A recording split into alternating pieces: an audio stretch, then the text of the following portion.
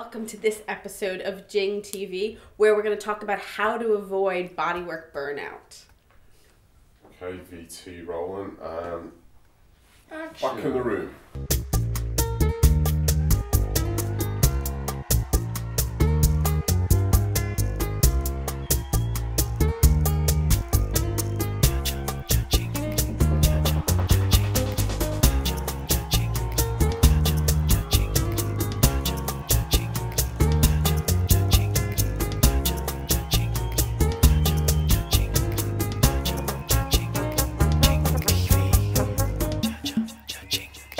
Welcome back to this episode of Jing TV. We're going to talk about how to avoid bodywork burnout, a big question to keep you in the profession. That's right. I'll put my wise woman glasses on. And this question was inspired by one of our students, Christine Ringrose. Thank you, Christine. And she said, how can I avoid bodywork burnout? How can we all stop feeling so tired? Yeah. Because it's a common problem, isn't it, with body workers? I mean, I think there's like two elements. One is like on a daily or weekly thing, how to feel like you can avoid that kind of feeling of burnout, and then also the long term, right? Yeah, so one absolutely. of the big things that's really disappointing is a lot of people get into body work as this kind of revolutionary new career. They're really excited, they want to help people, and they don't last very long. Yeah, and then they get exhausted. And I think there's two different types of overlapping burnout, aren't there? One is a very physical one where people develop, massage therapists, it's an alarmingly high rate, like 80%, 70 or 80% or something awful, develop hand or wrist conditions, so they're actually physically overusing their hands and arms. And then I think also we can't neglect the emotional aspect, that idea of actually not balancing your energy within a treatment, so you're actually feeling tired and drained all the time. And I really resonated with Christine's question, because I remember when I started in massage, I felt exhausted, because every client who was coming to me, I was kind of like, oh my God, this has to be the best massage they've ever had in their whole life. And unless they tell me it's the most amazing massage ever, I have failed as a therapist. So you're really pouring your whole heart and energy into it. And it's so easy to get so tired. Yeah. So I had to learn the hard way about kind of balancing myself. I don't know if you ever went through that. I didn't really go through it as much. No. I think it's also because when I started, I have always had a balance in my practice between treatment and then doing something else. So when I first started out, I was doing bodywork 3 or 4 days a week, and then I was doing this career counseling, which allowed me to sort of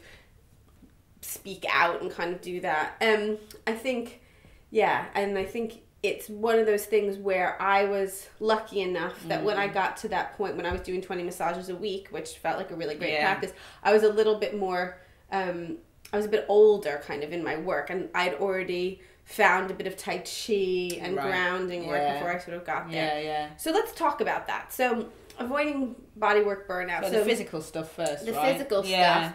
So the body mechanics. Good body mechanics, which definitely we teach a lot at the Institute. We both were taught really luckily in our first courses, where I did shiatsu and you did a bit of ama. And so bringing in those Eastern practices of grounding, meditation, taking that time before and after each treatment. Yeah, I mean, I think significantly the way we teach people to massage at Jing with good body mechanics, all of those stances, as we call them, have been taken from Tai Chi and martial arts. So if you're doing a martial art, then you really need to have the maximum power with the least amount of effort.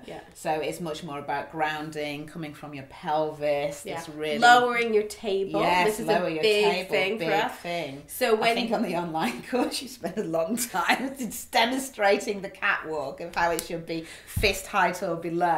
So when you're standing next to the table, if you let your hands rest at your hips, your table should be about that much below them, so that way you can kind of lean in.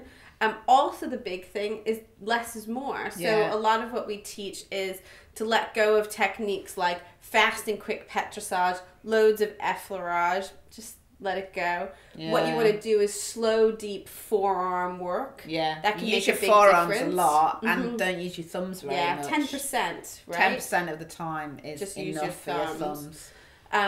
And also think about your treatments not necessarily being just a one-off. So if your treatments are thinking about that fix and six, that 1 to 6 treatments, then you're not trying to prove something every time you go in. Also things like the energy vampires, you know, you make your choices about who you work with after a while. And I think the scheduling thing as well, about how you schedule your clients in. So very much we would say 20 clients a week is a full-time massage practice. So make sure you're charging enough to be able to make the income you want from those 20 clients a week. And what we have found in our practice is that actually scheduling those clients in within a shorter time period. So scheduling 4 clients in either back to back, or certainly 4 clients within a 5-hour period, rather than 4 clients over an 8-hour period, is much better. I think people sometimes think, oh, if I have breaks between clients, I'll save myself energy, but it doesn't really work like that. No. You sort of end up running over, don't you? We both quite as we might do with the time in a minute. If we don't, we've got a lot to say about this topic, haven't we? That idea that actually you're kind of working off of everybody's energy, and also for me, it helps me focus the day. Whereas if I had a lot of breaks in between, it make me feel really slow. Yeah. So there's a lot in that, and a couple of different courses that we would recommend if you're interested in visiting the Jing Institute in Brighton, or also we teach in London or Edinburgh. Yeah. There are 2 courses probably. There's the Deep Tissue Forearm course, which is a 1-day course, and then also our Foundation of Advanced Techniques, which actually we deal with quite a lot about stances. Yeah, I mean, to be honest, all of our courses were very big on the body mechanics, aren't we? You know, so much so that when Jingers, as our students like to call themselves, see each other at festivals and things, they're able to spot each other across the crowded room. It's like the Masonic handshake, because the body mechanics are very key.